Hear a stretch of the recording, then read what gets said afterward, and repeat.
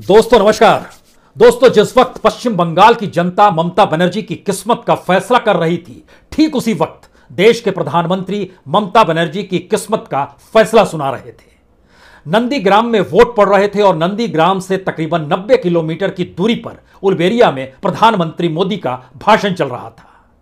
इधर नंदीग्राम में उत्साह था लोगों के भीतर, वह लोकतंत्र को जी रहे थे। उन्हें किस्मत का फैसला करना था राज्य की उस सत्ता का जो सत्ता बीते 10 बरस से है, क्योंकि उसकी नायिका ममता बनर्जी नंदीग्राम से चुनाव लड़ रही थी।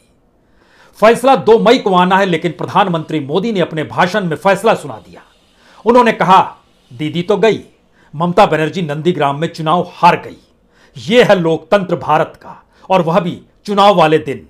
लेकिन सवाल यह नहीं है कि इस चुनाव के वक्त किसे कटघरे में खड़ा किया जाए, क्योंकि जो भी सर्वोच्च पद पर है और जो भी संवैधानिक संस्थाएं हैं जिन्हें संभाले हुए लोग हैं, वही इस चुनाव के वक्त कटघरे में आकर खड़े हो गए। क्योंकि ममता बनर्जी ने बूथ पर पहुंचकर 7 नंबर बूथ, जहां पर जानकारी मिली कि वोटरों को वोट डालने नहीं दिया जा रहा है और उस पर केंद्रीय सुरक्षा बलों की बड़ी भूमिका है, तो वह उस बूथ पर पहुंच गई और वहां पहुंचकर उन्होंने अपने मोबाइल से फोन राज्य के गवर्नर को लगाया। गवर्नर को जानकारी दी। गवर्नर का जवाब मिला कि हम देखेंगे, और उसमें सीधा आरोप था कि दरअसल जो केंद्रीय सुरक्षा बल है वह किसी के निर्देश पर काम कर रहा है, तो वह देश के गृह मंत्री हैं। यानी देश के गृह मंत्री अमित शाह भी इस कटघरे में आकर खड़े कर दिए गए। उसके बाद चुनाव आयोग थोड़ा सक्रिय जरूर हुआ, उसने अपने तौर पर रिपोर्ट मंगानी शुरू जरूर की, लेकिन चुनाव आयोग को लेकर भी जो सवाल ममता बनर्जी ने खड़े किए, उस पर भी राज्यपाल का जवाब था, चुनाव आयोग इन बातों को देखेगा। और फिर आखिरी सवाल था, जिस दिन वोटिंग होती है उसी दिन उसी राज्य में प्रधानमंत्री मोदी का भाषण उसी वक्त क्यों होता है जिस वक्त वोटिंग हो रही होती है? तो ध्यान दीजिए, एक ऐसा चुनाव, हाई वोल्टेज चुनाव, जिसमें सब कुछ सबका स्टेक पर लगा है, और जब सब कुछ स्टेक पर लगा हो तो ऐसे में कानून व्यवस्था क्या वाकई मायने रखती है? यह पहला सवाल है। दूसरा सवाल, इस कानून व्यवस्था के मातहत जब चुनाव को करवाना है पूरा, तो क्या वाकई चुनाव पूरा करवाने में कानून व्यवस्था कर रहा होगा? यह दूसरा सवाल। तीसरा सवाल, राज्यपाल की भूमिका या राज्य के प्रशासन या पुलिस की भूमिका इलेक्शन के वक्त में नहीं होती है, चुनाव आयोग की ही भूमिका सबसे बड़ी हो जाती है। और ऐसे वक्त में गृह मंत्री और प्रधानमंत्री पर राज्य की मुख्यमंत्री अगर सीधे तौर पर आरोप लगा रही है, तो क्या इस चुनाव में इस देश के तमाम संवैधानिक संस्थाओं को संभाले हुए जो भी नंबरदार हैं वो सब कटघरे में है क्या?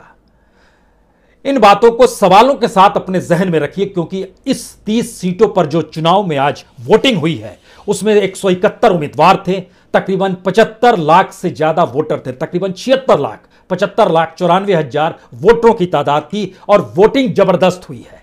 यानी 85% वोटिंग पार कर गई। इसका मतलब फिर वही है कि एक लिहाज से 100% वोटिंग इसको कहा जाता है। जो जिसके समर्थन में है वो निकल कर आया, और लगभग 10,000 अलग अलग मतदान केंद्र जो बनाए गए थे, उसमें शुरुआती दौर में ईवीएम की कुछ गड़बड़ियां मौजूदगी में जरूर नजर आई। अलग अलग जगहों से जानकारी मिलती रही। यह कमोवेश हर इलेक्शन में होता है, लेकिन 700 से ज्यादा सेंट्रल रिजर्व फोर्स की तैनाती इन तमाम जगहों पर 30 विधानसभा क्षेत्र में थी, जो पश्चिम बंगाल में वोटिंग हो रही थी। लेकिन आज इस वोटिंग के उस सिलसिले को समझने की कोशिश कीजिए कि क्या वाकई आंकड़ों की दृष्टि से यह एक ऐसा मुकाबला है जिसमें आर पार की लड़ाई है।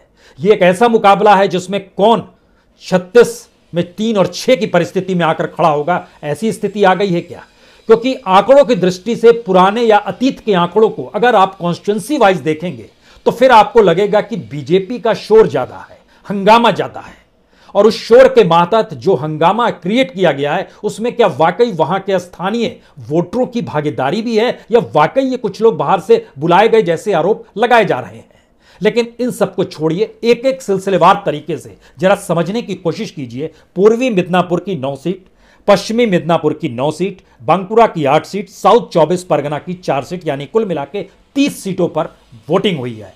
2016 के विधानसभा के चुनाव में चले जाइएगा तो जाहिर है अपर हैंड टीएमसी का था। 21 सीटों पर उसने जीत हासिल की थी। उस 21 सीट के अलावे 5 सीट लेफ्ट के पास आई थी, 3 सीट कांग्रेस के पास आई थी, 1 सीट बीजेपी के पास आई थी। 2016 में बीजेपी सामने टक्कर देने के लिए नहीं खड़ी थी, 2016 में नरेंद्र मोदी या अमित शाह इस तरीके से चुनाव प्रचार नहीं कर रहे थे जो 2021 में कर रहे हैं। लेकिन 2016 को आगे जब बढ़िएगा और 2019 का इलेक्शन आएगा तो 2016 का पहला मैसेज था, जो भी विपक्षी पार्टी थी, चाहे वो वामपंथी हो या कांग्रेस हो या बीजेपी हो, यह तीनों ममता बनर्जी को हराना चाहते थे और इन 3 सीटों पर 21 सीट उसने जीत ली।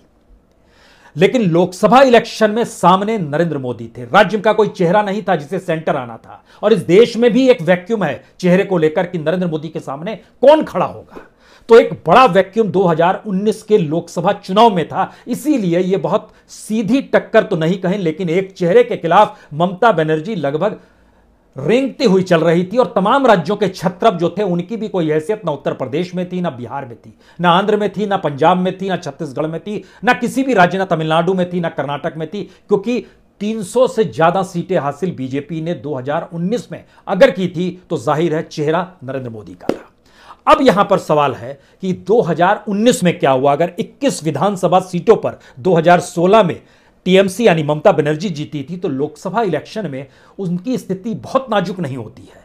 18 सीटों पर फिर भी उनको बढ़त मिलती है, और जो मिदनापुर का इलाका है, जो पूर्वी और पश्चिमी मिदनापुर, जहां की 18 सीटों पर आज वोटिंग हुई है, यह भी जान लीजिए कि विधानसभा में 13 सीटें अगर जीती थी ममता बनर्जी ने तो लोकसभा में 14 सीटों पर वो आगे रही, यानी मिदनापुर में भी 1 सीट पर वो और बढ़त बना गई थी लोकसभा इलेक्शन में भी। मैसेज क्या निकल रहा है? मैसेज निकल रहा है कि 2021 का चुनाव जो हो रहा है उसमें पहली बार ममता बनर्जी को टक्कर देने के लिए नरेंद्र मोदी ही आकर खड़े हो गए हैं। और जब सीधी टक्कर होती है, 2016 में सीधी टक्कर नहीं थी, ममता को लाभ हुआ। 2019 में सीधी टक्कर थी जिसमें ममता को ही हराना था। वामपंथियों का सुपड़ा इस देश में साफ है, कांग्रेस कहीं टिक नहीं पा रही थी तो राज्य में ममता बनर्जी ही थी, और जब दोनों आमने सामने खड़े थे तो 18 सीट पर ममता बनर्जी आगे रहती है, 12 सीट पर बीजेपी आगे रहती है, यानी बीजेपी कोई 11 सीट का लाभ मिल जाता है 2019 के लोकसभा सीट पर। अब आइए 2021 में जब दोनों आमने सामने खड़े हैं, इसका पहला मतलब यह है कि वामपंथियों की कोई जगह नहीं, कांग्रेस की कोई जगह नहीं, या अन्य जो भी निर्दलीय या जो भी उम्मीदवार हैं उनके बीच में कोई मुकाबला नहीं है। मुकाबला सीधे बीजेपी और टीएमसी में है, नरेंद्र मोदी वर्सेस ममता बनर्जी में है। तो सीधी टक्कर का लाभ अगर लोकसभा के इलेक्शन में बाकी गायब हो जाते और ममता बनर्जी 18 सीटों पर जीतती है, लाभ अगर उन्हें अपने घाटा ना होने की परिस्थिति में मिलता है तो दूसरी तरफ बीजेपी को लाभ मिलता है। यही वो गिमिक है जिस गिमिक के आसरे बीजेपी चल पड़ी।